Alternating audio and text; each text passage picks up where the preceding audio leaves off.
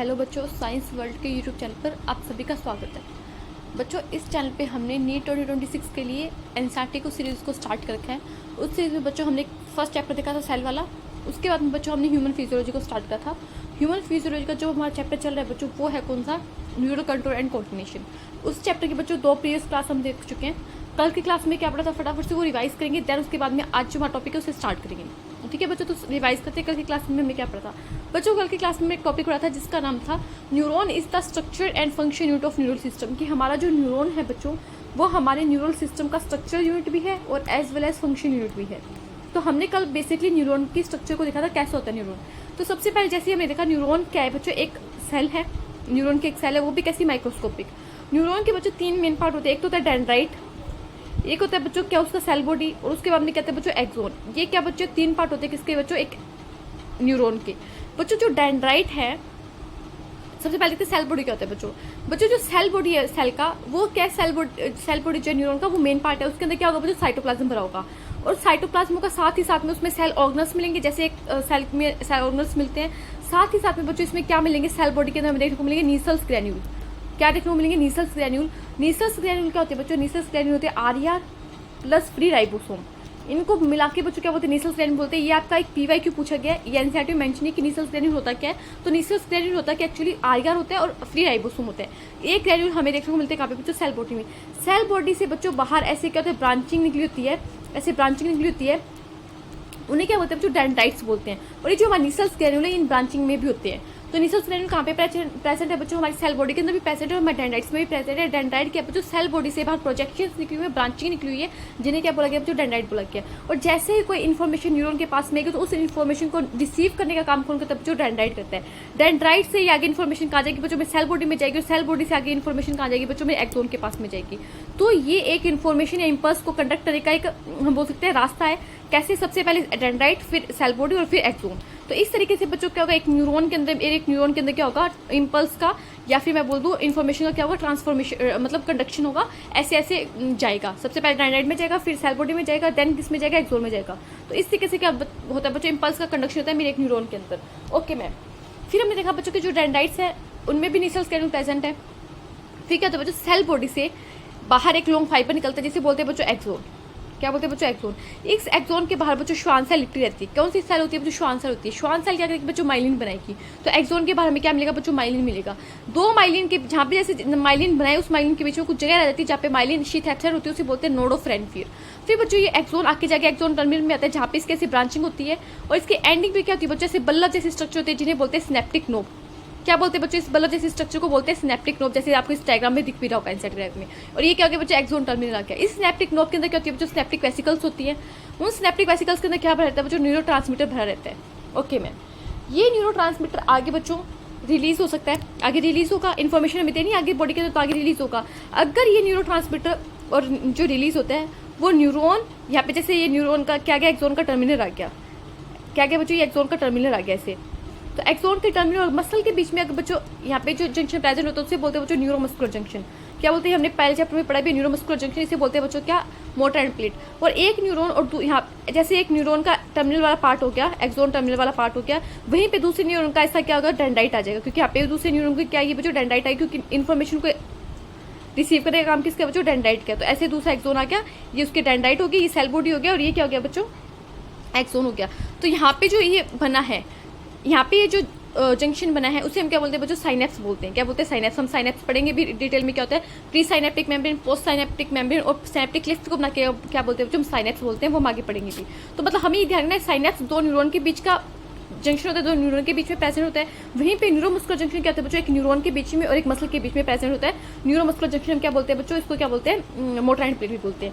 फिर बच्चों क्या हो गया, हमारे न्यूरोट्रांसमीटर रिलीज हो गए। फिर हमने कल की क्लास में ये भी दिखा था बच्चों की जो हमारे न्यूरॉन है, on the basis of number of dendrite and axon 3 type के होते हैं। मल्टीपोलर न्यूरॉन, जिसमें 2 से ज्यादा तो क्या होंगे, डेंड्राइट होंगे और एक एक्सोन होगा। इसका एग्जांपल है बच्चों हमारी बॉडी के ज्यादातर न्यूरॉन कैसे होते हैं, मल्टीपोलर न्यूरॉन होते हैं सेरेब्रल कॉर्टेक्स में। फिर में भी बाईपोलर न्यूरॉन बच्चों, एक डेंड्राइट है एक एक्सोन है। बाईपोलर के 2 पोलों के, ये कहाँ पे मिलेंगे बच्चों, रेटिना ऑफ आई में। फिर बच्चों यूनिपोलर न्यूरॉन, जिसमें सिर्फ बच्चों क्या एक एक्सोन है, उसके पास में डेंड्राइट नहीं है, ये कहाँ पे मिलेगा बच्चों में, हमारी एम्ब्रियोनिक स्टेज में मिलेगा। फिर बच्चों हम न्यूरॉन का क्लासिफिकेशन एक और बेस पे कर सकते हैं, माइलिनेटेड न्यूरॉन और non myelinated neuron. Myelinated neuron बच्चों वो न्यूरॉन होगा जिसके बाहर माइलिन शीथ प्रेजेंट है। जिसके बाहर श्वान सेल है, माइलिनेटेड न्यूरॉन वो न्यूरॉन जिसके बाहर श्वान सेल और उसने माइलिन शीथ को बनाया है। तो जो श्वान सेल है जिसने माइलिन शीथ को बनाया है, ऐसे न्यूरॉन मिलते हैं बच्चों हम स्पाइनल नर्व में हमारे और हमारे क्रेनियल नर्व में। वही भी बच्चों नॉन माइलिनेटेड न्यूरॉन मिलेंगे मुझे जहाँ पे एक्सोन के पास श्वान सेल तो है बट उसने क्या किया, माइलिन शीथ को नहीं बनाया। तो ऐसे न्यूरॉन क्या कहते हैं बच्चों, नॉन माइलिनेटेड न्यूरॉन कहते हैं। ये मिलेंगे बच्चों मुझे सोमैटिक नर्वस सिस्टम में और ऑटोनॉमिक नर्वस सिस्टम में। ठीक है बच्चों, तो ये कल की क्लास का हमारा क्या था, रिवीजन था कि कल की क्लास में हमने एक न्यूरॉन का स्ट्रक्चर देखा था। आई होप आप कोई गलती नहीं करके होगे। नोड ऑफ फ्रेंडवियर क्या होता है बच्चों, पीवाईक्यू पूछा गया। दो माइलिन शीथ के बीच का जो गैप है वो नोड ऑफ फ्रेंडवियर है। नीचे की साइड में बच्चों क्या होता है, एक्सोन टर्मिनल होते हैं, स्नैप्टिक नोब होते हैं। स्नैप्टिक नोब के अंदर स्नैप्टिकल वेसाइकल्स होते हैं जिसमें क्या रहते हैं बच्चों, न्यूरोट्रांसमीटर रहते हैं। सिग्नल को रिसीव करने का काम किसका है, जो डेंड्राइट का है। डेंड्राइट से कहा जाएगा सेल बॉडी की तरफ जाएगा, सेल बॉडी से कहा जाएगा बच्चों एक्सोन की तरफ जाएगा। ठीक है बच्चों, और जो सिनीसल सेलुला मेरे डेंड्राइट में भी प्रेजेंट है, मेरे सेल बॉडी में भी प्रेजेंट है। और क्या है वो आरियर है और रफ मतलब आरियर है और रफ एंडोप्लाज्मिक रेटिकुलम होगी और राइबोसोम होगी। और एक्सोन को मतलब न्यूरॉन को क्लासीफाई करके दो तरीके, माइलिनेटेड नॉन माइलिनेटेड और क्या क्या मल्टीपोलर न्यूरॉन आ गया, बाइपोलर न्यूरॉन आ गया और यूनिपोलर न्यूरॉन आ गया। इनके एग्जाम्पल भी हमें देखने हैं। तो कल के लेक्चर का बच्चों एक ब्रीफ रिविजन था जहाँ पे हमने सब कुछ देख लिया। आई होप कोई भी डाउट नहीं हुआ। न्यूरोट्रांसमीटर कहाँ पे रिलीज होते हैं और न्यूरोमस्कुलर जंक्शन क्या साइनेप्स के, हमने ये भी देख लिया। ठीक है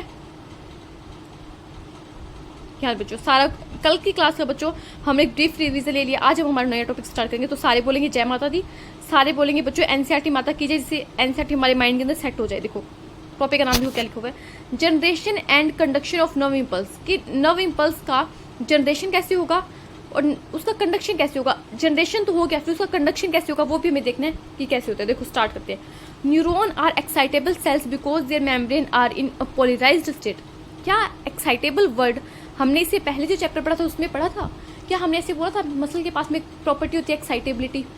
कैसे हमने कुछ पढ़ा था कि मसल के पास में एक प्रॉपर्टी होती है एक्साइटेबिलिटी? यस बच्चों, हमने ऐसा पढ़ा था कि मसल के पास में बच्चों प्रॉपर्टी क्या, एक्साइटेबिलिटी। मसल सेल एक एक्साइटेबल सेल होती है, वही सेम प्रॉपर्टी बच्चों न्यूरॉन के पास में भी है। न्यूरॉन सेल भी कैसी सेल है बच्चों, एक एक्साइटेबल सेल है। अगर आपसे पूछ ले कि इन विच सेल्स आर एक्साइटेबल सेल्स, आपको लिखते मसल सेल, आपको लिखते क्या लिखते ये न्यूरॉन लिखते और लिखते बोथ हैंड भी, और एक ऑप्शन कोई और बना के दी। तो उसका आंसर आप क्या दोगे बच्चों? उसका आंसर आप ये देख के आओगे कि जो हमारा बोथ ए एंड बी वाला ऑप्शन है वो सही है। हमारी मसल सेल भी एक्साइटेबल सेल है और हमारा न्यूरॉन भी जो है वो भी एक्साइटेबल सेल है।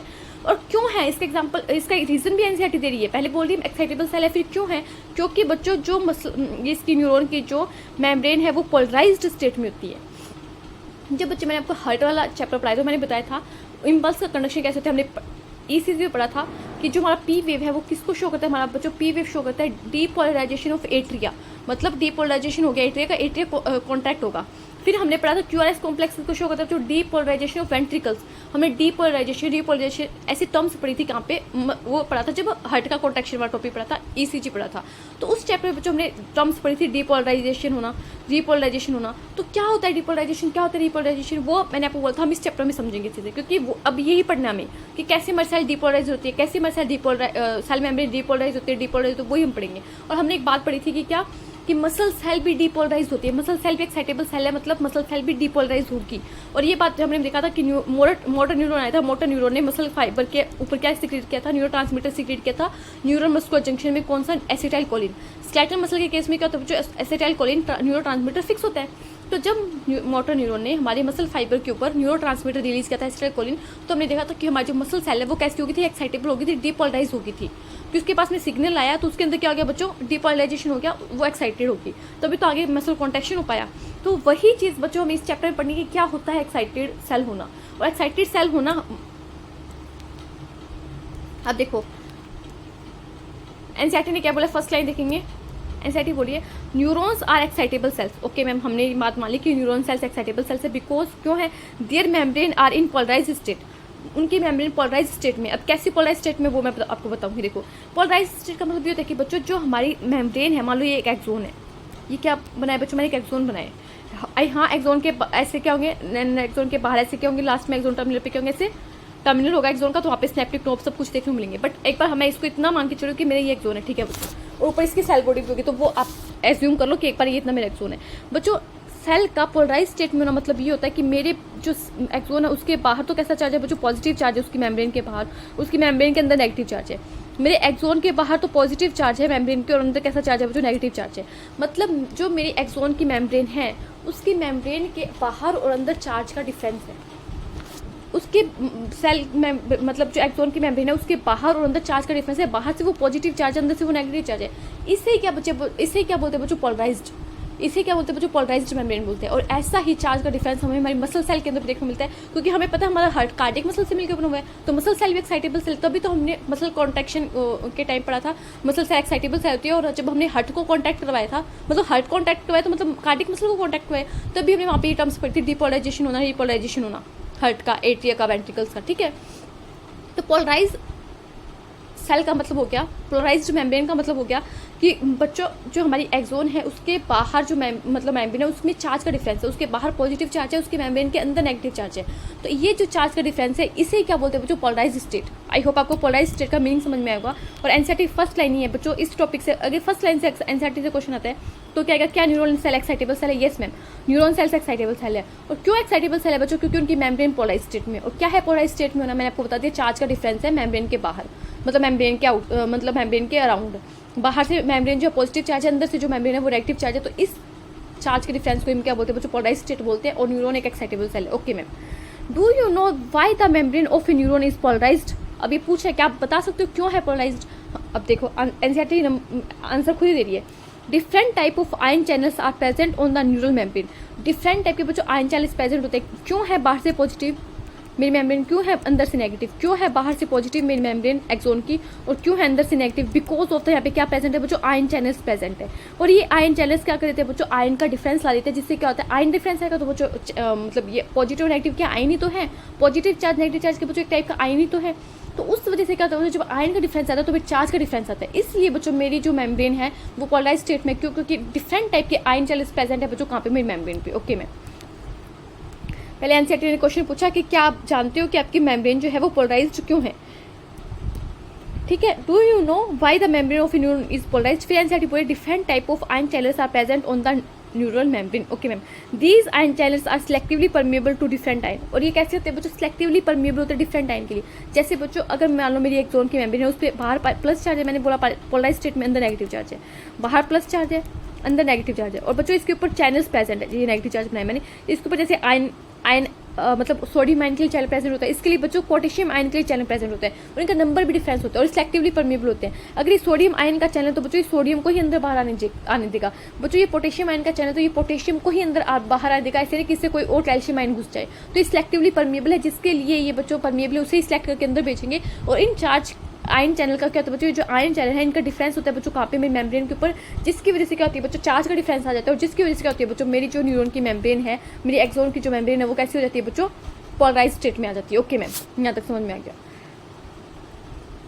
When A neuron is not conducting any impulse resting, जब बच्चों मेरा न्यूरॉन क्या करे? रेस्ट करते हैं। मेरा न्यूरॉन रेस्ट करे, कोई भी क्या नहीं करा बच्चों?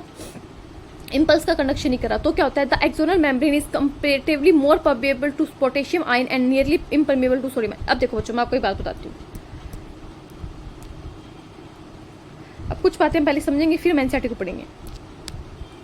देखो बच्चों, when neuron in resting stage, जब बच्चों मेरा न्यूरॉन रेस्टिंग स्टेज में, जब मेरा न्यूरॉन आयन को इम्पल्स को कंडक्ट नहीं कर रहा, वो रेस्टिंग स्टेज में, तो क्या बोला हमने देखा रेस्टिंग स्टेज में बच्चों मेरी जो ये बच्चों क्या बनाया मैंने? एक्सोन बनाया। मेरी जो एक्सोन होती है बच्चों, एक्सोन की जो मेम्ब्रेन होती है वो कौन सी स्टेट में होती है? पोलराइज्ड स्टेट में होती है। और इसका रीजन हमने देख लिया क्यों होती है, क्योंकि इस पे आयन चैनल का डिफरेंस होता है, डिफरेंट टाइप के आयन चैनल प्रेजेंट होते हैं, और वो भी कैसे होते हैं बच्चों? सिलेक्टिवली परमिएबल होते हैं आयन के लिए। तो वो सिलेक्ट करके आयन को अंदर बाहर जाने देते हैं, जिसकी वजह से क्या होता है बच्चों? चार्ज का डिफरेंस आ जाता है। किसके ऊपर? मेरी मेम्ब्रेन के ऊपर। मेरी मेम्ब्रेन बच्चों पोलराइज्ड स्टेट में क्या होती है बच्चों? बाहर से तो पॉजिटिव चार्ज होती है। बाहर से कैसी चार्ज होती है बच्चों? पॉजिटिव चार्ज होती है। बाहर से तो कैसी चार्ज है बच्चों? पॉजिटिव चार्ज है।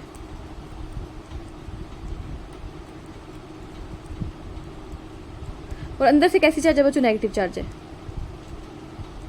अंदर से कैसी चार्ज है बच्चों? नेगेटिव चार्ज है।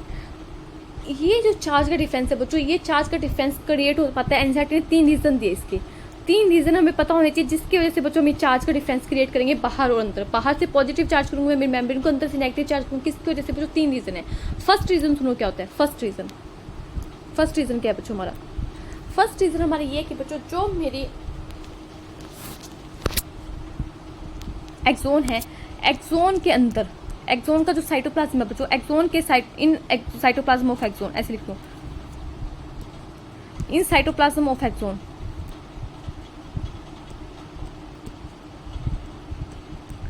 Negatively charge protein are present, negatively charged proteins are present.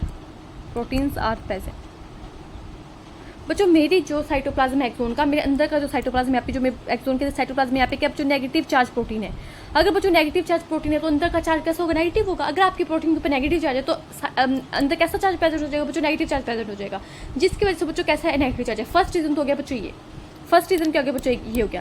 तो एक बात आपको ध्यान है बच्चों, कोई भी अगर आपका मान लो कोई सेल है बच्चों, तो उस सेल के अंदर सबसे ज़्यादा, अगर मान लो ये सेल है, सेल के अंदर सबसे ज़्यादा जो आयन प्रेजेंट होता है बच्चों, वो होता है K+ आयन। सेल के अंदर सबसे ज़्यादा आयन जो प्रेजेंट होता है वो होता है K+ आयन, इसे बोलते हैं मोस्ट अबंडेंट इंट्रासेलुलर आयन। और सेल के बाहर जो सबसे ज़्यादा आयन प्रेजेंट होता है बच्चों वो होता है Na+, जो हमारा फ्लूइड होता है उसके अंदर, इसे बोलते हैं most abundant extra cellular ion, या फिर इंटरसेलुलर आयन बोलते हैं, दो सेल के बीच प्रेजेंट है। तो बच्चों जो मेरी एक्सोन है उसके अंदर भी बच्चों क्या है, K+ जाते हैं, क्योंकि मेरे सेल, न्यूरॉन भी एक सेल है, और सेल के अंदर कौन सा आयन ज्यादा होता है बच्चों, K+ आयन ज्यादा होता है।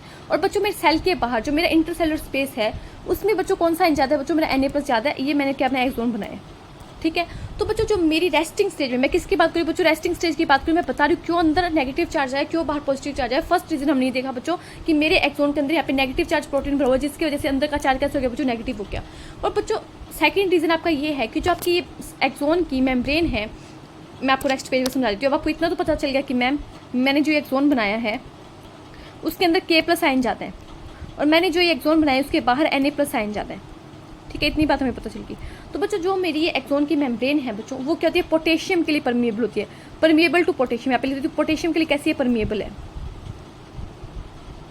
मेरी एक्सोन की मेम्ब्रेन पोटेशियम के लिए परमिएबल है। तो बताओ अलोंग द कंसंट्रेशन ग्रेडियंट अगर मूवमेंट होगी तो कैसी होगी, K+ सेल के अंदर ज्यादा है तो K+ कहाँ जाएगा, बाहर जाएगा, K+ कहाँ जाएगा, बाहर जाएगा। यस मैम, ये तो आपको पता है, डिफ्यूजन में पढ़ के along the concentration gradient movement होना क्या होता है बच्चों, कोई चीज जहाँ पे जाता है वहां से कम जगह की तरफ जाएगी। तो K+ मेरा बच्चों सेल के अंदर जाए तो K+ कहाँ जा जाता है बच्चों, बाहर चला जाता है, K+ बाहर जा रहा है, K+ बाहर जा रहा है, K+ बाहर जा रहा है। मेरा K+ क्या कर रहा है, बाहर जा रहा है, क्यों, क्योंकि मेरी मेम्ब्रेन जो है वो परमिएबल है K+ के लिए, और सोडियम के लिए क्या बच्चों, इम्परमिएबल है। सोडियम के लिए क्या बच्चों, इम्परमिएबल है। सोडियम के लिए क्या बच्चों, इम्परमिएबल है। तो मेरा Na+ अंदर नहीं आ सकता।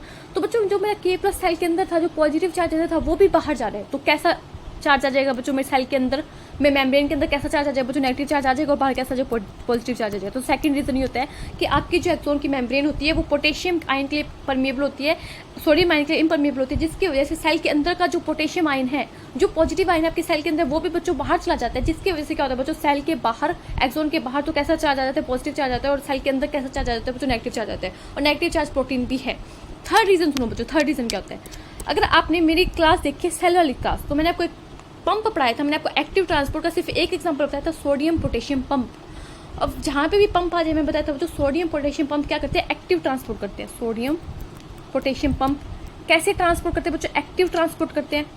एक्टिव का नाम क्या होगा, ए से एक्टिव, ए से एटीपी का यूज, ए से एक्टिव, ए से एटीपी का यूज। तो ये क्या करते हैं बच्चों, एटीपी का यूज करते हैं, और against the concentration gradient, against the concentration gradient बच्चों क्या करते हैं, मूवमेंट करवाते हैं एटीपी यूज करके, against the concentration gradient movement होती है। बचाओ देखो बच्चों क्या होता है बच्चों, अब ये मेरा एक्सोन है, इतना आप जान के, यस मैम आपका एक्सोन है, और मैं बोल रही हूँ एक्सोन के बाहर पॉजिटिव चार्ज है।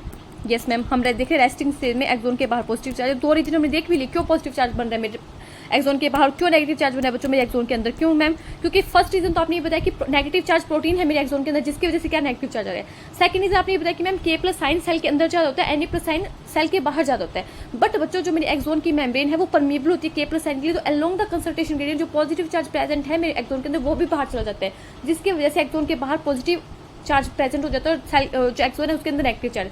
थर्ड रीजन बच्चों यहाँ पे क्या होता है, एक्सोन की मेम्ब्रेन के ऊपर लगे होते हैं सोडियम पोटेशियम पंप। क्या लगे होते हैं जो बच्चों, सोडियम पोटेशियम पंप। और मुझे एक बात बताओ, पंप क्या करते हैं बच्चों, against the concentration gradient movement करते हैं, बाहर क्या सोडियम जाता है, अंदर क्या पोटेशियम जाता है। इतना बात हम जानेंगे, यस मैम इतना बात हम जानेंगे कि ऐसी बात नहीं करी मैं एक्सोन के अंदर, किसी भी सेल के अंदर बच्चों most abundant intracellular ion potassium ही होता है। ये जनरली सभी सेल के लिए, एक्सोन के लिए सभी सेल के अंदर, बॉडी के अंदर सभी सेल के लिए, और बॉडी सेल के बाहर जो एक्स्ट्रा सेलुलर आयन है मोस्ट अबंडेंट, वो कौन सा होता है बच्चों, सोडियम ही होता है। तो बच्चों यहाँ पे मेरे क्या लगे बच्चों, सोडियम पोटेशियम पंप लगे हुए हैं, और सोडियम पोटेशियम क्या करते हैं बच्चों, against the concentration gradient movement करते हैं। और ये आपका PyQ भी एक ATP क्या करता है बच्चों, 3 सोडियम को तो क्या करता है, बाहर फेंकता है, और 2 K+ को अंदर फेंकता है। तो अब ये बच्चों पंप लगे हुए, ये क्या करे बच्चों, बच्चों क्या करें, अगेंस्ट द कंसंट्रेशन मूवमेंट करेंगे तो 3 सोडियम वो तो क्या करेंगे बच्चों, बाहर फेंक देंगे और 2 पोटेशियम अंदर फेंकेंगे।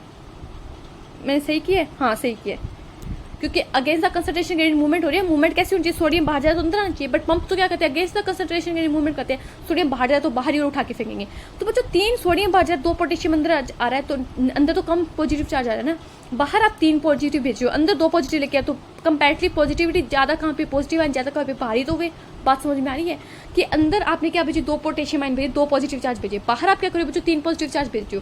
तो सेल के जो सेल मेम्ब्रेन उसके बाहर पॉजिटिव चार्ज बढ़ेगा, सेल मेम्ब्रेन के अंदर पॉजिटिव चार्ज बढ़ेगा। मैम सेल मेम्ब्रेन के बाहर पॉजिटिव चार्ज बढ़ेगा क्योंकि बाहर तो 3 प्लस जा रहा है, अंदर तो 2 ही प्लस आ रहा है। उसकी वजह से भी क्या होता है बच्चों, बाहर के कंपैरिजन में मेरी मेम्ब्रेन के अंदर कैसा चार्ज आ जाता है, नेगेटिव चार्ज आ जाता है। तो ये 3 रीजन बच्चों ऐसे रीजन है जिसकी वजह से आपकी जो न्यूरॉन की मेम्ब्रेन है, एक्सोन की जो मेम्ब्रेन है, वो रेस्टिंग स्टेट में कैसे रहती है, पोलराइज्ड स्टेट में रहती है। बाहर पॉजिटिव चार्ज होता है, उसके अंदर नेगेटिव चार्ज होता है। ये तीनों रीजन आपके एनसीईआरटी में दिए हुए हैं। मैं फटाफट से रिकॉल करूंगी 3 रीजन कौन कौन से हैं। एक बात तो आपके ध्यान में, most intra cellular abundant ion कौन सा, पोटेशियम। पोटेशियम आयन सेल के अंदर भर भर के होते हैं।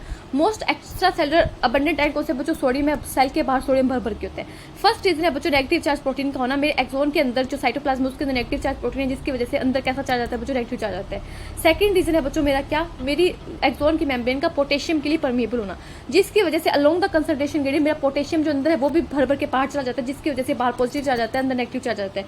थर्ड रीजन है बच्चों मेरे सोडियम पोटेशियम पंप, जो क्या करते हैं 3 सोडियम को तो बाहर फेंक देते हैं, 2 पोटेशियम को अंदर फेंकते हैं, जिसकी वजह से बाहर तो 3 प्लस जाता है, अंदर 2 प्लस आता है, कंपैरेटिवली नेगेटिव चार्ज आता है कहाँ बच्चों, मेरे एक्सोन के अंदर। तो ये 3 रीजन बच्चों क्या करते हैं, आपके पोलराइज स्टेट में आपकी मेम्ब्रेन के बाहर पॉजिटिव चार्ज और अंदर नेगेटिव चार्ज को बना के रखते हैं। और ये तीनों रीजन बच्चों हम पढ़ेंगे एनसीईआरटी से, आपको कोई डाउट नहीं होना चाहिए इसमें। देखो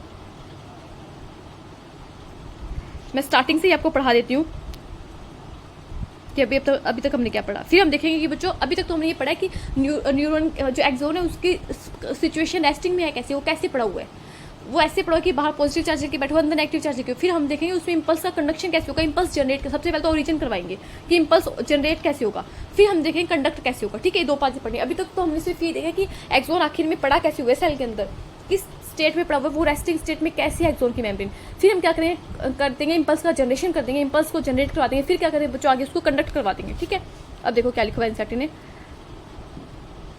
neuron are excitable cells. Okay ma'am, because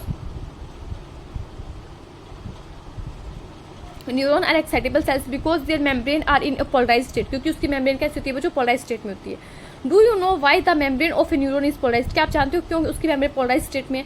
different type of ion channels are present on the neural membrane, these ion channels are selectively permeable to different ions. Okay ma'am, When a neuron is not conducting any impulse, कोई भी impulse conduct नहीं कर रहा, resting state में है, the axonal membrane is comparatively more permeable to potassium ion and nearly impermeable to sodium ion.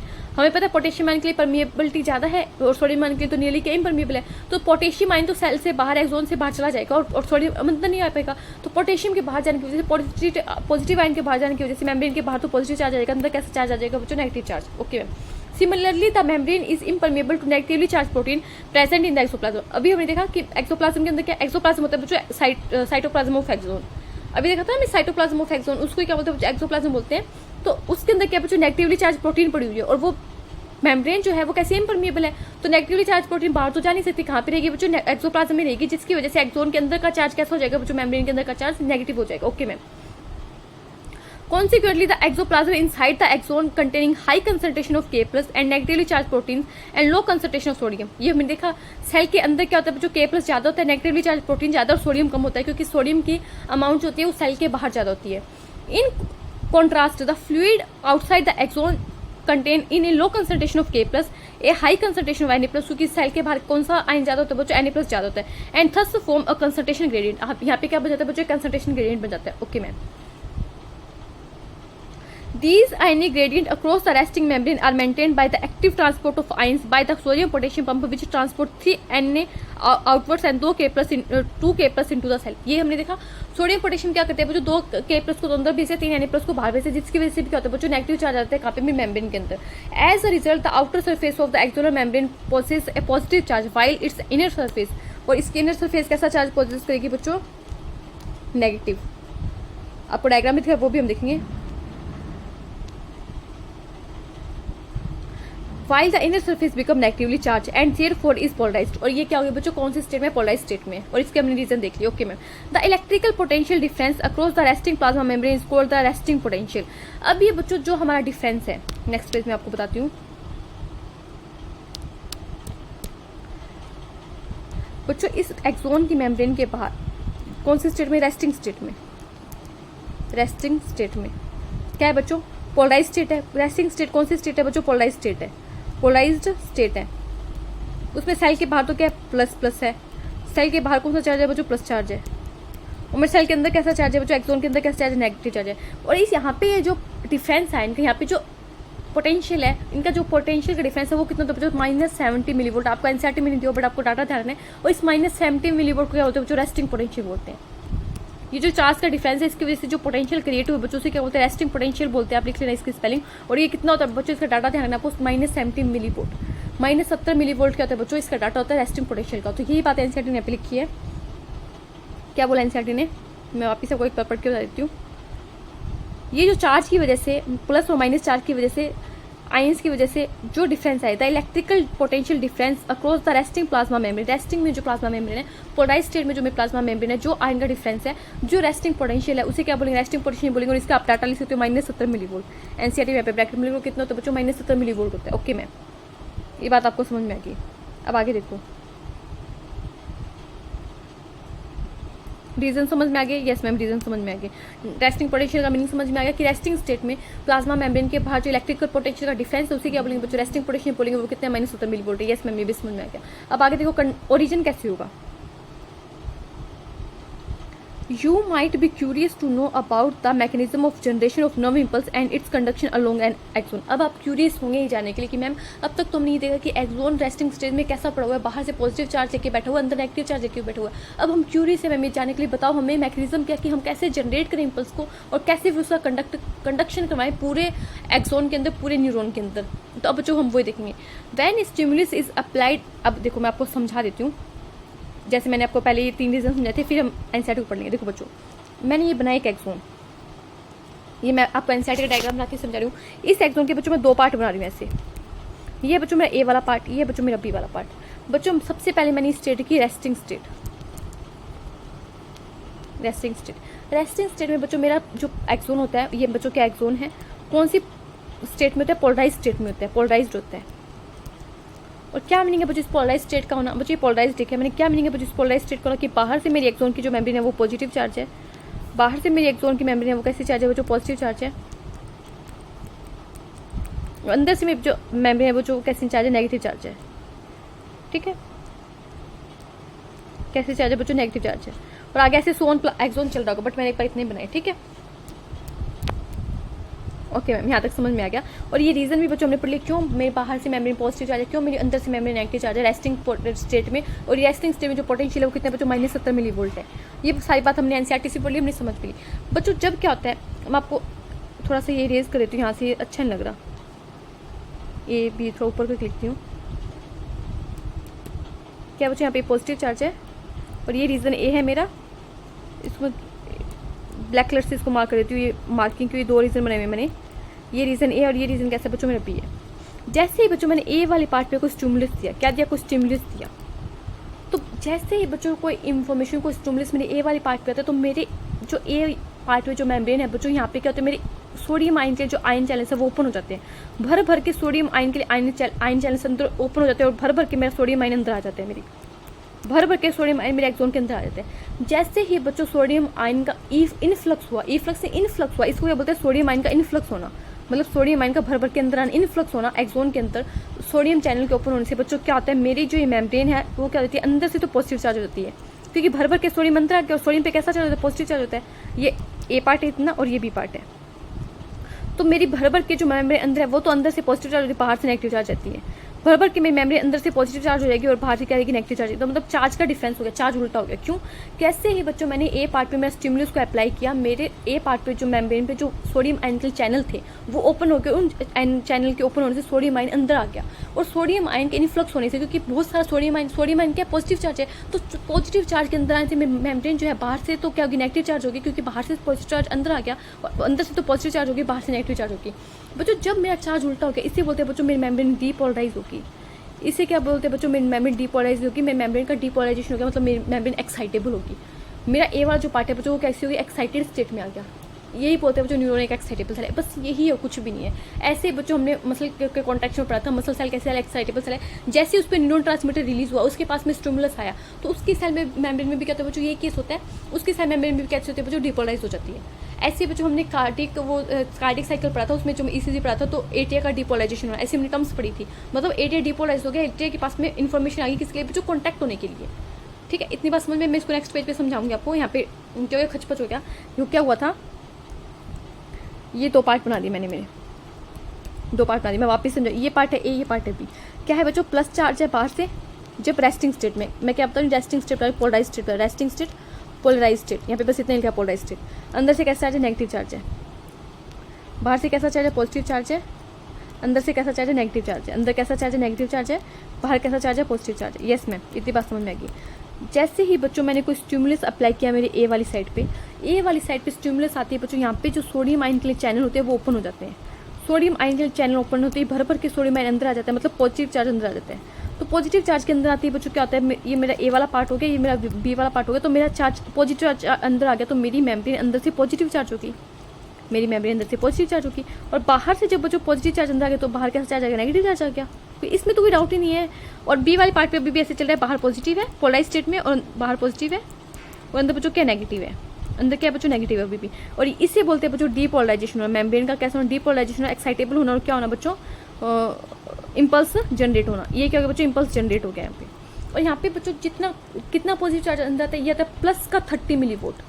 कितना positive charge अंदर आता है बच्चों, प्लस का 30 मिली, तो मतलब -70 से कितना हो गया, प्लस का 30 मिलीवोल्ट हो गया। इसको बोलते हैं बच्चों एक्शन पोटेंशियल। ये जो चार्ज का डिफरेंस आया बच्चों, इसे क्या बोलेंगे बच्चों, एक्शन पोटेंशियल बोलेंगे। समझ में आया, इसे एक्शन पोटेंशियल बोलते हैं। इसे क्या बोलते हैं बच्चों, इम्पल्स। इसे क्या बोलते हैं बच्चों, इम्पल्स का जनरेट होना। इसे क्या बोलते हैं बच्चों, इम्पल्स बोलते हैं। तो इस तरीके से क्या होता है बच्चों, मेरा इम्पल्स का जनरेशन होता है। अब इम्पल्स का जनरेशन तुमने पढ़ लिया बच्चों, कंडक्शन कैसे होगा देखो, मैं नेक्स्ट पेज में बता रही हूँ। अब बच्चों मैंने कौन सी स्टेट बनाई है, ए है, ये बी है। अब मैं बना रही हूँ आपको यहाँ पे डीपोलराइज स्टेट। अब खुद बताओगे आप मुझे कि डीपोलराइज स्टेट में बाहर कैसा चार्ज होगा बच्चों, ए पे। डीपोलराइज स्टेट में बाहर कैसा चार्ज होगा बच्चों, नेगेटिव चार्ज होगा। बाहर कैसा चार्ज होगा, नेगेटिव, क्योंकि चार्ज उल्टा हो गया ना। अंदर कैसा चार्ज होगा मैम, पॉजिटिव चार्ज होगा। और कितना पॉजिटिव बच्चों, 30 प्लस का 30 मिलीवोल्ट, और इसे बोलते हैं एक्शन पोटेंशियल। और बी वाली पे बच्चों, बी वाली पे बताओ, क्या बी वाली पे अभी तक मैंने इसको छेड़ा है, बी वाली पे क्या अभी तक कोई स्टिमुलस आया नहीं मैम, बी वाली पे तो अभी तक कोई स्टिमुलस ही नहीं आया। तो बी वाली पे कैसा चार्ज होगा बच्चों, बाहर पॉजिटिव और अंदर नेगेटिव। बी वाली पे तो अभी भी पहली वाली कंडीशन चल रही है, बाहर पॉजिटिव अंदर नेगेटिव। किसी को कोई डाउट है नहीं मैम। तो मैम अब बी पे स्टिमुलस कैसे आएगा, आगे मेरा इम्पल्स का कंडक्शन कैसे होगा। अब हम इम्पल्स का कंडक्शन करें, ए से बी तक इम्पल्स कैसे जाएगा बच्चों। जो मेरा सोडियम आयन थोड़ा सा कहाँ पे आया था, जो मेरा भर भर के सोडियम आयन अंदर आया था, वो थोड़ा सा सोडियम आयन लीक हो जाता है और यहाँ पे बी पे चला जाता है। जैसे ही बच्चों सोडियम आयन बी पे गया तो सोडियम की मेम्ब्रेन भी क्या हो जाती है बच्चों, डीपोलराइज हो जाती है। यहाँ पे भी सोडियम के चैनल ओपन हो जाते हैं, थोड़े से सोडियम आयन के बी की तरफ जाती है और भर भर के सोडियम आयन यहाँ पे अंदर आ जाते हैं। जैसे भी जो सोडियम आयन अंदर है तो वही कंडीशन होगी बी के पास में भी, कि बी की मेम्ब्रेन अंदर से तो होगी पॉजिटिव चार्ज और बाहर से होगी नेगेटिव चार्ज। अंदर से होगी पॉजिटिव चार्ज और बाहर से कैसी चार्ज होगी बच्चे, नेगेटिव चार्ज होगी। इस तरीके से बच्चों में इम्पल्स का कंडक्शन होगा। फिर यहाँ पे सी पार्ट होगा तो वापस से थोड़ा सा सोडियम यहाँ पे जाएगा, तो यहाँ पे जो सोडियम चैनल है वो ओपन हो जाएंगे। तो इस तरीके से बच्चों क्या होता जाता है, इम्पल्स का कंडक्शन हो जाता है, कुछ नहीं है। अब देखो बच्चों, हमें क्या करना है, सर्किट पूरा करना है। हमेशा आपको पता है, आपने ये फिजिक्स में पढ़ा होगा कि जो करंट है वो कैसे फ्लो करती है, हमेशा प्लस टू माइनस फ्लो करती है मेरी करंट। तो यहाँ पे बच्चों मेरा सोडियम आयन और करंट होता क्या है, इलेक्ट्रिक चार्ज की मूवमेंट।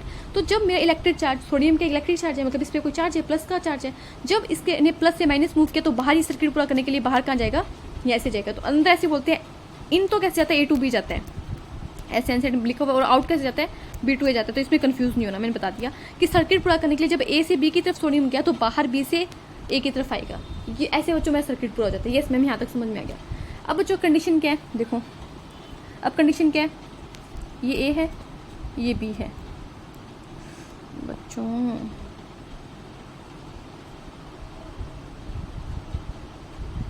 ये क्या बच्चों मेरा ए है, ये क्या बच्चों मेरा बी है।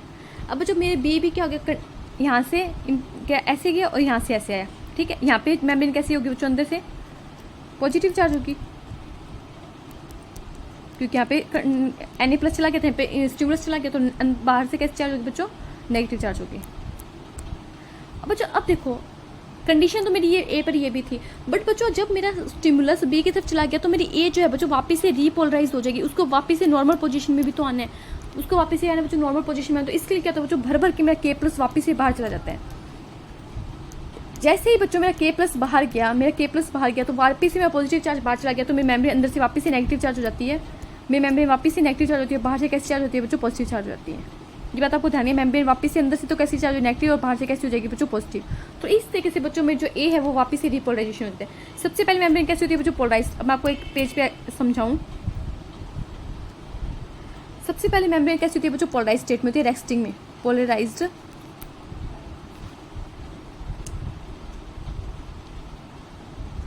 कैसी होती है बच्चों, पोलराइज स्टेट में होती है, जब रेस्टिंग में होती है। फिर मेम्ब्रेन कैसी होती है बच्चों, डीपोलराइज होती है, डीपोलराइज होती है। और वापस से बच्चों मेम्ब्रेन कैसी होगी, डीपोलराइज होगी, वापस से पोलराइज हो जाएगी, तो उसे बोलेंगे डीपोलराइज होना, ठीक है बच्चों। जो पोलराइज स्टेट में होती है तो चार्ज कितना होता है, -70 मिलीवोल्ट रेस्टिंग पोटेंशियल होती है। क्या होता है बच्चों, रेस्टिंग पोटेंशियल। और जब बच्चों ये रेस्टिंग पोटेंशियल है बच्चों, जब डीपोलराइज होगी तो उस टाइम चार्ज प्लस का 30 मिलीवोल्ट होगा, इसे बोलते हैं एक्शन पोटेंशियल, कि अब एक्शन जनरेट हो गया, एक्शन पोटेंशियल हो गया, ठीक है। और इसे इम्पल्स भी बोलते हैं, इसे क्या बोलते हैं बच्चों, इम्पल्स बोलते हैं। इस तरीके से बच्चों क्या होता है, मेरे इम्पल्स का कंडक्शन होता है। और जब बच्चों डीपोलराइज होगी तो कौन सा आयन बाहर जाएगा, वापस से बाहर मतलब अंदर नेगेटिव करने के लिए, बाहर पॉजिटिव करने के लिए कौन सा आयन बाहर चला जाता है बच्चों, K+ आयन बाहर चला जाता है भर भर के बाहर। तो वापस से अंदर कैसा चार्ज होता है बच्चों, नेगेटिव चार्ज होता है, बाहर वापस से पॉजिटिव चार्ज होता है। वापस से इस पर कोई स्टिमुलस आएगा तो वापस से भी कंडीशन होगी, सोडियम आयन वापस से ओपन हो जाएंगे और वही कंडीशन वापस से हो जाएगी। तो इस तरीके से बच्चों क्या होता है, मेरे इम्पल्स का जनरेशन होता है, इम्पल्स का कंडक्शन होता है। बहुत ईजी है ना, आपको एनसीईआरटी से पढ़ा देती हूँ मैं, कुछ भी नहीं है बच्चों इसमें। अब देखो मैं आपको डायग्राम दिखा देती हूँ पहले, देखो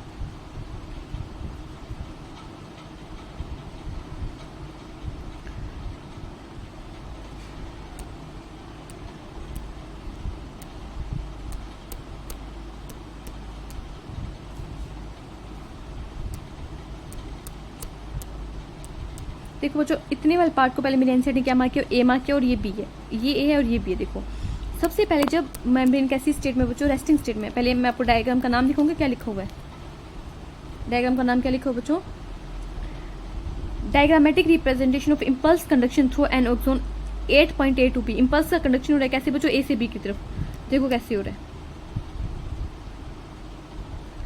शिट, देखो कैसे हो रहा है। देखो बच्चों जब मेरी मेम्ब्रेन कैसी है, रेस्ट में, जब मेम्ब्रेन कैसी है बच्चों, रेस्ट में, तो बाहर कैसा चार्ज है, मेम्ब्रेन के बाहर पॉजिटिव चार्ज, अंदर कैसा चार्ज है, नेगेटिव चार्ज है। क्यों अंदर नेगेटिव चार्ज है, 3 रीजन है। नेगेटिव चार्ज प्रोटीन है, और क्या K+ के लिए आयन परमेबल है, K+ अंदर जाता है, वो बाहर चला जाता है। और सोडियम पंप जो बाहर तो 3 आयन फेंकते हैं, पॉजिटिव के अंदर 2 K+ को फेंकते हैं, जिसकी वजह से बाहर पॉजिटिव चार्ज होता है, अंदर नेगेटिव चार्ज। तो ये रेस्टिंग पोटेंशियल है -70 मिलीवोल्ट। कितने बच्चों, -70 मिलीवोल्ट। क्यों है, हमने इसकी रीजन भी जान ली। तो बच्चों जैसे इस पे स्टिमुलस आया, जैसे ही पे स्टिमुलस आया, यहाँ पे सोडियम के लिए क्या होगी बच्चों, परमेबल होगी, सोडियम के चैनल ओपन हो गए और भर भर के सोडियम आयन अंदर आ गया। जैसे ही बच्चों सोडियम आयन अंदर आए तो अंदर कैसा चार्ज हो गया बच्चों, पॉजिटिव चार्ज हो गया, और बाहर कैसा चार्ज हो गया बच्चों, नेगेटिव चार्ज हो गया। ये बात ध्यान रखिए हमें, बाहर कैसा चार्ज होगा बच्चों, नेगेटिव चार्ज होगा, बाहर अंदर कैसा चार्ज होगा बच्चों, पॉजिटिव चार्ज। ये बात हमें ए पे यहाँ पे दिखाई गई है। अंदर स्टिमुलस क्या आती है बच्चों, कैसी कंडीशन हो जाती है, बाहर कैसा चार्ज होता है नेगेटिव, अंदर कैसा पॉजिटिव, और ये कंडीशन में यहाँ पे दिखाई गई। Okay ma'am. फिर बच्चों थोड़ा सा सोडियम आयन लीक करके यहाँ पे चला जाएगा बी की तरफ, तो ये इसके स्टिमुलस का काम करेगा। और वापस से क्या होगा बच्चों, यहाँ पे क्या हो जाएगी, ओपन हो जाएंगे चैनल, तो बाहर कैसा चार्ज होगा, नेगेटिव चार्ज हो जाएगा, अंदर कैसा चार्ज होगा बच्चों, पॉजिटिव चार्ज हो जाएगा ए पे। और फिर बच्चों जैसे करंट अंदर की तरफ ए से बी की तरफ मूव किया, सर्किट पूरा करने के लिए बच्चों बाहर कैसे करेगा, move B to A, plus से माइनस की तरफ। बस इतनी सी बात होती है बच्चों, और कुछ नहीं है। और अब वापस आगे से कंडक्शन हो जाए, और वापस से कैसे डीपोलराइजेशन होगा, बाहर क्या चला जाएगा बच्चों, भर भर के पोटेशियम बाहर चला जाएगा। पोटेशियम के लिए क्या होगी, परमेबिलिटी बढ़ जाएगी मेम्ब्रेन की, और भर भर के बाहर पोटेशियम चला जाएगा। और एक्शन पोटेशियम कितना होता है बच्चों, प्लस का 30 मिलीवोल्ट, बस, और कुछ भी नहीं है इसमें। मैं आपको एनसीईआरटी से पढ़ा देती हूँ।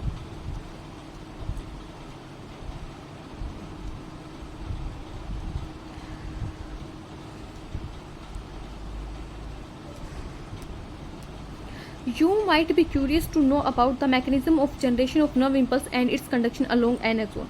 When a stimulus is applied at a site, point A, on the polarized membrane, polarized membrane में क्या होता है बच्चों, हमें पता होना चाहिए polarized membrane में क्या होता है बच्चों, बाहर पॉजिटिव चार्ज होता है और अंदर नेगेटिव चार्ज होता है। ये बातें हमें बार बार रिकॉल करनी है, बाहर पॉजिटिव चार्ज होता है, अंदर नेगेटिव चार्ज होता है। On the polarised membrane the membrane at the site A becomes freely permeable to sodium. किसके लिए परमेबल हो जाती है बच्चों? सोडियम के लिए परमेबल हो जाती है। This leads to rapid influx of sodium, जिसकी वजह से क्या होता है बच्चों? रैपिड इन्फ्लक्स होता है किसका? सोडियम का। Followed by the reversible to the polarity at the site. इससे क्या होता है बच्चों? रिवर्स हो जाती है पोलैरिटी। क्या होता है? ए साइड पे क्या हो जाता है बच्चों? बाहर तो नेगेटिव चार्ज होता है, अंदर कैसे हो जाता है? चार्ज पॉजिटिव चार्ज होता है। इससे क्या होता है बच्चों? डीपोलराइजेशन होना। Polarity at the site the outer surface of the membrane become negatively charge and the inner side become positively charge. यही बात हुई थी। The polarity of the membrane at the site A thus reverse and hence polarised. अब ये क्या बच्चों? कौन सी state में? डीपोलराइज्ड स्टेट में। कौन सी स्टेट में बच्चों? डीपोलराइज्ड स्टेट में। The electrical potential difference across the plasma membrane at the site A is called the action potential. अब यहाँ पे जो एक्शन पोटेंशियल है, जो चार्ज का डिफरेंस होता है, क्या बोले बच्चों? एक्शन पोटेंशियल वो कितना होता है? प्लस का 30 मिली वोल्ट होता है। बात मैंने आपको नोट करने के लिए की थी, कितना होता है बच्चों? प्लस का 30 मिली वोल्ट होता है। Which is in fact termed as a nerve impulse. और इसे क्या बोलते हैं बच्चों? नर्व इम्पल्स बोलते हैं। मैंने बोला था इसे एनसेट ने क्या बोला बच्चों? नर्व इम्पल्स बोला हुआ है। देखो आगे क्या लिखा हुआ है, आगे क्या लिखा हुआ है? आगे लिखा गया है at site immediately ahead the axon membrane has a positive charge on the outer surface and a negative charge on its inner surface. As a result, a current flows on the inner surface from site A to B. On the outer surface, current flows from site B to A. जैसे अंदर A to B जाएगा, थोड़ा सा sodium current का flow करते हैं plus से minus, तो बाहर और बी और बाहर कैसे आएगा? B to A आ जाएगा। हमने देखा था सर्किट पूरा करने के लिए। To complete the circuit to current flow, क्यों? सर्किट को पूरा करना है। Hence the polarity at the site is reverse and the action potential is generated at site B. जैसे भी तो सोडियम आयन यहाँ पे क्या, करंट यहाँ पे क्या, तो बी की साइड का क्या हो जाएगा? चार्ज रिवर्स हो जाएगा और वहाँ पे कैसी कंडीशन आ जाएगी? जो डीपोलराइजेशन कंडीशन आ जाएगी। Thus the nerve impulse action potential generated at site A arise at site B. जो ए साइड पे नर्व इम्पल्स आया था वो कहाँ पे पहुंच जाएगा? जो बी पे पहुंच जाएगा। This sequence is repeated along the length of the axon and consequently the impulse is conducted. ऐसे बी से सी पे जाएगा, सी से डी पे, तो पूरी एक्सोन के पार्ट में बच्चों, पूरे लंबे एक्सोन की लाइन में बच्चों ये सीक्वेंस दोहरा जाएगा, जिससे क्या होगा बच्चों? इम्पल्स का कंडक्शन होगा। This sequence is repeated along the length of the axon and consequently the impulse is conducted. This rise in the stimulus induced permeability to sodium is extremely short lived. बच्चों जो stimulus आया ए पे, जो permeability बड़ी sodium के लिए, वो क्या होती है? शॉर्ट लिव्ड होती है, थोड़े से टाइम के लिए होती है। It is quickly followed by a rise in permeability to potassium. वैसे ही क्या होती है बच्चों? थोड़े से टाइम के लिए होती है। ए पे एक्शन पोटेशियम जनरेट होकर वापस से किसके लिए परमेबिलिटी बढ़ जाती है? पोटेशियम के लिए परमेबिलिटी बढ़ जाती है सेल की, मेम्ब्रेन की, और बाहर भर के पोटेशियम चला जाता है, जिसकी वजह से बाहर पॉजिटिव चार्ज वापस से आ जाता है, अंदर नेगेटिव चार्ज वापस से आ जाता है। Within a fraction of a second मतलब बहुत कम सेकंड का भी फ्रैक्शन लगा। Potassium diffuse outside the membrane and restore the resting potential of the membrane in at the site of excitation and the fibres become one more responsive to further stimulation. वैसे वापस से वही हो गया, अंदर नेगेटिव चार्ज आ गया, side ए पे बाहर पॉजिटिव चार्ज आ गया, वापस से बच्चों मेरा जो फाइबर है वो रिस्पॉन्स करेगा किसके लिए बच्चों? फर्दर स्टिमुलेशन के लिए। वापस से बच्चों कौन सी स्टेट आ गई? रिपोलराइजेशन की स्टेट आ गई। वापस से बच्चों बाहर से मेम्ब्रेन पॉजिटिव चार्ज होगी, अंदर से नेगेटिव चार्ज होगी। क्यों? क्योंकि पोटेशियम भर के वापस से बाहर चला गया। शॉर्ट लिव्ड होता है, फ्रैक्शन ऑफ सेकंड के लिए होता है।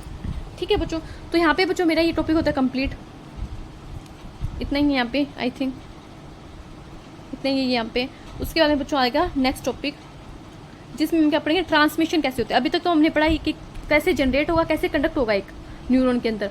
फिर हम पढ़ेंगे ट्रांसमिशन कैसे होगा, एक न्यूरॉन से आगे न्यूरॉन में कैसे जाएगा, एक न्यूरॉन से आगे मसल में कैसे जाएगा, या फिर आगे ग्लैंड में कैसे जाएगा, किस में भी जा सकते हैं, मसल में जाएगा, न्यूरॉन में जाएगा, कैसे ट्रांसमिट होगा। ठीक है, ओरिजिन होना सबसे पहले ओरिजिन होता है, फिर कंडक्ट होता है। कंडक्ट होना मतलब एक एक्सोन के अंदर ही कंडक्शन होगा। फिर होता है बच्चों ट्रांसमिट होना, एक न्यूरॉन से दूसरे न्यूरॉन में ट्रांसफर होना, इसे क्या बोलते हैं? जो ट्रांसमिट होना। तो ये कैसे होगा ये पढ़ेंगे बच्चों नेक्स्ट क्लास में।